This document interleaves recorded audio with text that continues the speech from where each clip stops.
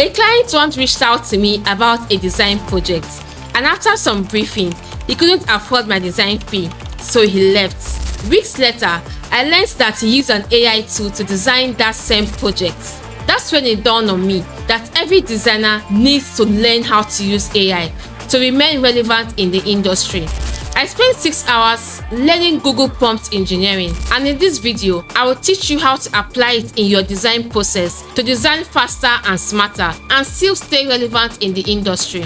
Most people all over the world already use AI in their everyday tools. And that's why as designers, you need to learn how to incorporate AI in your design process, like in research findings, UX copy, UX journey, visuals, and so much more. Most designers use AI as their Google search, where they use just a broad prompt and then expect a magical output. However, a clear prompt always leads to a better output, and that is why you need to learn prompt engineering. Prompt engineering teaches us how to make a good prompt. What is a good prompt? A good prompt follows a framework, which is text, context, reference, evaluate, and iterate. I remember this framework by saying, thoughtfully create really excellent inputs. What matters actually is not about the order of the framework, but how clear and detailed the prompt is. So let's go through each of the framework one by one. The first is task. Task is what exactly do you want the AI to do. It's by specifying the details of what you want the AI to perform for you. A bad prompt would be like create an onboarding screen. But for a better prompt, task includes persona, audience, and format.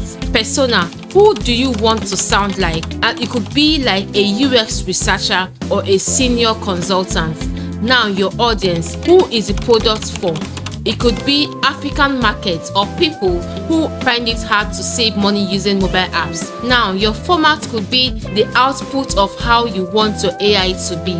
So it could be in bullet forms, lists, tables, or however format you want. Using these tags, an example of a better prompt will be act like a senior UX designer, create a simple onboarding flow for a mobile savings app targeting Nigerian young professionals. Format the output as a Boolean point. It doesn't just end here. Even a clever task fails without context, and that is how we lead to the second framework, which is context. Context helps to explain the real situation and give an insight of the real life scenario. It eliminates any form of assumptions and limits the AI thinking, setting its direction. It also refines tones and user behavior. An example of a prompt with a good context will be, this app is for people who are new to using banking apps and don't fully trust them yet.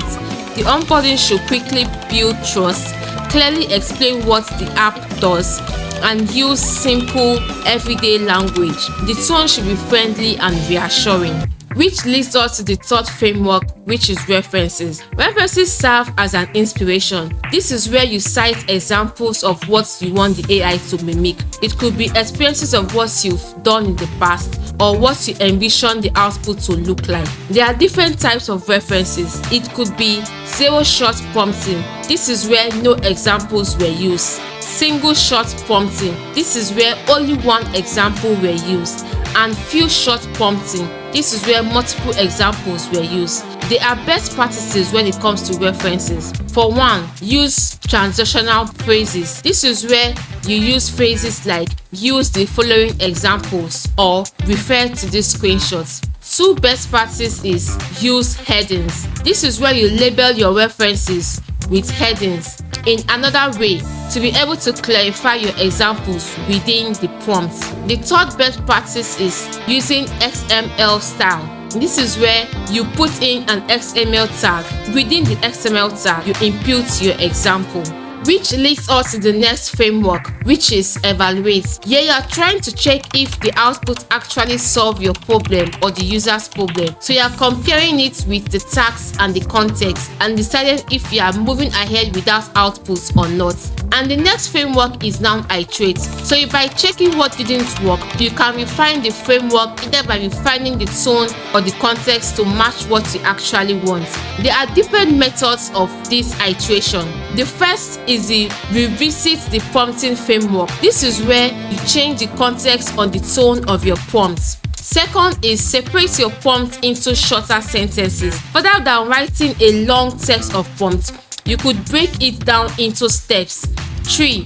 Try different phrasing or switching to an analog stack. Rather than writing create an onboarding screen, you could write create a welcome message. The last is introduce constraints. Rather than saying just create an onboarding screen, you could say create an onboarding screen that satisfies the Nigerian market.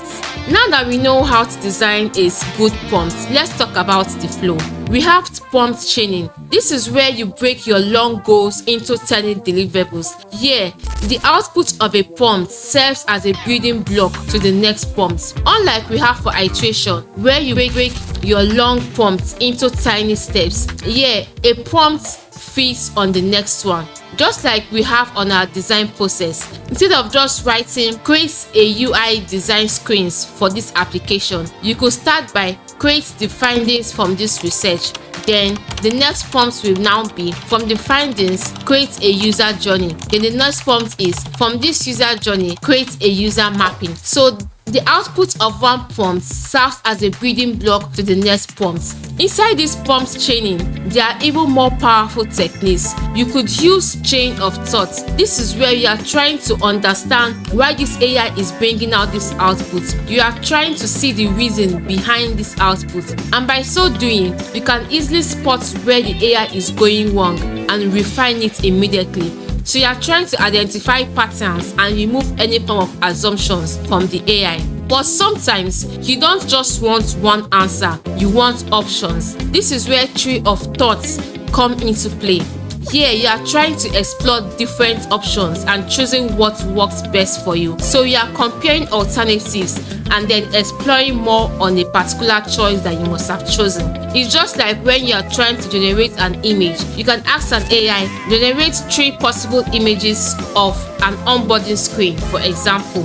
And then if you like the cartoon-like image, you can now explore more on that cartoon-like image. So that is what a tree of thoughts gives you. It gives you options to choose from, and then you can harness on that and build on that option. And sometimes AI can help you write better prompts. This is where meta prompting comes into play. Rather than guessing what prompts to use, you could ask AI to act as a prompt expert and give you the high quality prompts that will help you achieve a particular goal.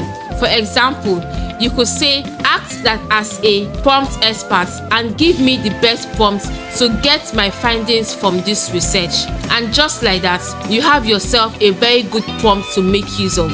And just like we have our good design assets, good prompts should also not be lost. While you are also trying to explore prompts, you must have found the good prompt that worked for you. And that is why it's good to use prompt versioning. This is where you store all the good prompts that you must have used, and it's possible for you to also reuse them in future cases. And this is very effective because when you are trying to solve that same goal again, you don't have to start from scratch. You easily go to your prompts versioning and then pick the prompt that you must have used before and reuse it. All you have to do is just to change the context or the tone of what you are working with. And just like that, you've gotten yourself a prompt bank. Prompting is just like design thinking, where you continue to iterate until you get your desired outcome. I hope this video have taught you how to create a good prompt and use it in your design process. So let's go back to creating better designs with the help of AI.